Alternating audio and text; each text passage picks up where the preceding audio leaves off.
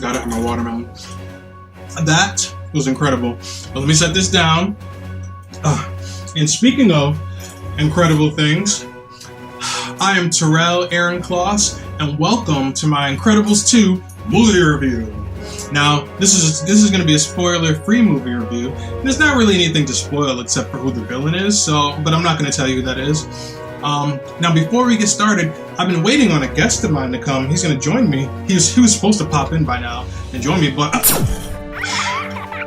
Jack, you made it! You made it, everybody! Everybody say hi to Jack. Say hi, Jack. Jack is not only my co-star for today, but he's also one of the co-stars from the movie The Incredibles 2. He's one of my MVPs actually. But I'll get into who my other MVPs are for the film a little bit later. But now that Jack is here, now we can begin. So first, I want to say the magic of Disney has definitely touched this film. Now, mind you, Disney has been taking over everything all this year, from the Avengers to Black Panther to A Wrinkle in Time to Solo. Well, maybe not to Solo. Yeah, Solo didn't really get hit with the magic of Disney. Just check the numbers. But this movie, The Incredibles, definitely did. Now, for those of you who don't remember, the first one came out back in 2004. So it's been about 14 years now that we've had to wait. And I'm thinking, like, Disney, what's really been going on? You know, why did it take you that long to come out with this film when you've been just pumping out all these other 3D animated films that weren't really that great, in my opinion? But it's here, and I'm glad it's here. I'm glad I got to see it. It was definitely incredible, definitely magical, definitely took me on a ride, and it exceeded my expectations, most definitely. So, let's get into the actors. Now, a lot of the same actors who voiced the main characters and whatnot, they returned, like Craig T. Nelson, who does Mr. Incredible, Holly Hunter, who does, who does the voice of Elastigirl, and the guy who played Dash, who's my favorite from part 1, the guy who voiced Dash, he's been through puberty over the past 14 years, so I didn't expect him to return anyway. The woman who did Violet's voice, she returned. I forget her name though. But my favorite actor of all time, Samuel L. Jackson, he returned as the voice of Lucius, aka Frozone. So now here's a minor spoiler. You're not gonna care about it, because I really didn't. But you still don't see Frozone's wife. You hear her voice, but you still don't see her. But it wasn't too big of a deal. Maybe we'll see her in the third one. Who knows? But it was still great to hear her because she was still as sassy as ever. So some of the new characters are characters like this big black guy. I think he's kind of Russian. His name is Crusher or something like that. He's voiced by the legendary voice actor Mr. Phil Lamar, who voiced Static Shock and Jon Stewart, the Black Green Lantern from the Justice League cartoon way back when. And also my girl Sophia Bush, who you might recognize from One Tree Hill and currently Chicago PD. She voices the character named Void, who is much like the character Blink from The Gifted. If you've seen The Gifted, and if you've seen the Asian girl with the purple hair who can open up portals and stuff and transport people and things into different places, her name is Blink. That's who the character Void reminds me of, who was voiced by Sophia Bush. I love Void. She's such a fangirl. She fangirls over Elastigirl. Think of like Elastigirl as like a Mariah Carey and Void as like a Kelly Clarkson. Like they always Void always wanted to meet Elastigirl. They get to meet. It's a really good dynamic between the OG and the newcomers. I really like Void. I love the colors and everything, and all these other superheroes who are minor characters, but you see them, you see the way that their powers are used. It was just great. I love how they were displayed, and just the way the voice acting behind them and the mannerisms. It was just brilliantly done. I loved it. I loved it all. The animation, speaking of colors and everything, the animation in this film was absolutely outstanding, or dare I say incredible. I think in this film review, I'll be saying incredible a lot, and I'll definitely be meaning it too, because if I don't mean it, I'm not going to say it, trust me. but the animation was incredible. I mean, the way that everything flowed, from the colors to the textures on everything, and the way that the glass was shattering when Elastigirl swung into one of the helicopters carrying one of the ambassadors. And the ambassador actually is voiced by Isabella Rossellini, the legendary Isabella Rossellini. And at first I was like, who's that voice actress? But then I looked it up later and found that it's Isabella.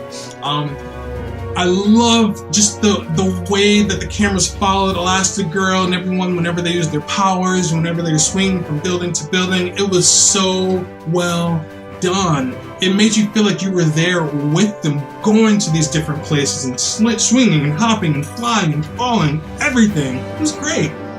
Really, really great.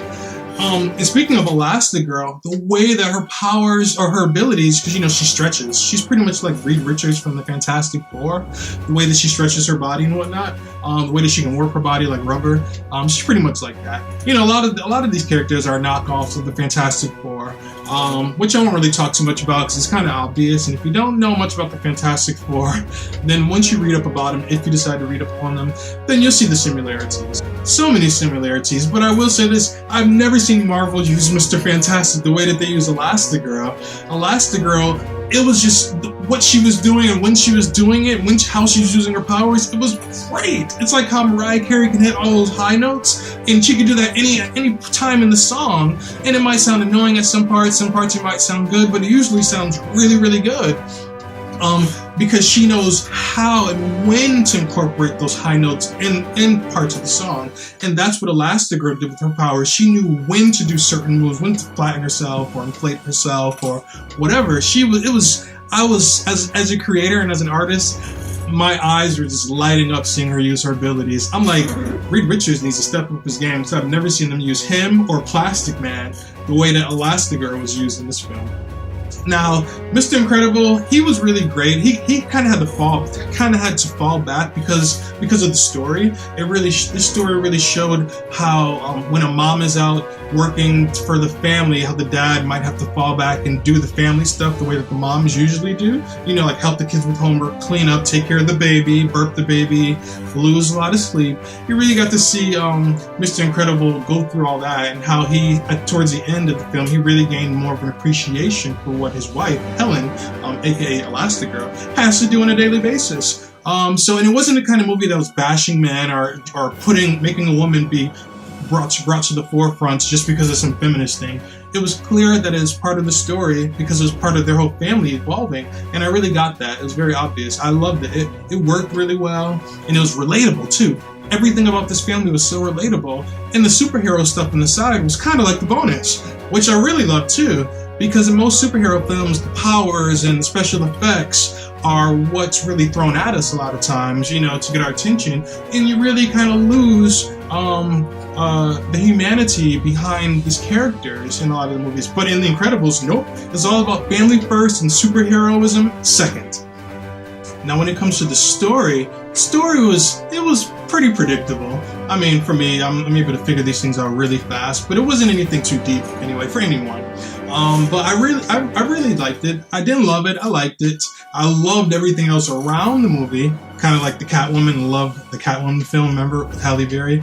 Love Halle Berry. Hated everything else around it. But when it comes to this, when it comes to The Incredibles 2, I liked the storyline, but loved everything around it. I was pretty much able to figure out who the villain was. I'm not going to say who that is, but you might be able to figure it out towards the middle of the movie. Story was great. It was basically about the family trying to make supers or superheroes be seen in a better light and make it not be illegal to be a superhero, so that the superheroes don't have to hide in the shadows anymore.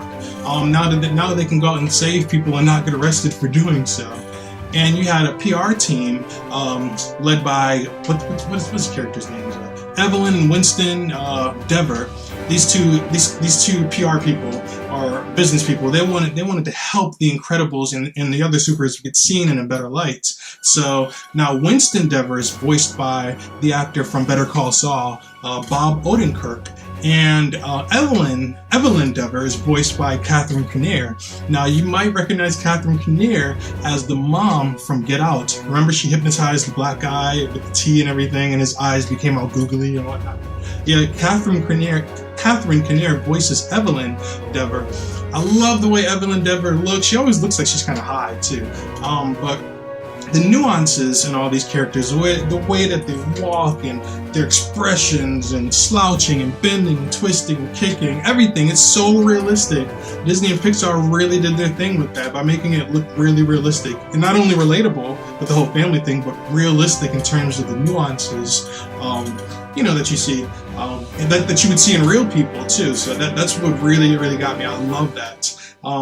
Now the villain's name is Screenslaver. I'm sorry. Now I just found it funny that the first person that the Screenslaver enslaved was a black guy. Anyways, but Screenslaver was the villain. Again, I was able to figure out who the villain was towards the middle, and you might as well. It was a pretty cool villain, basic villain.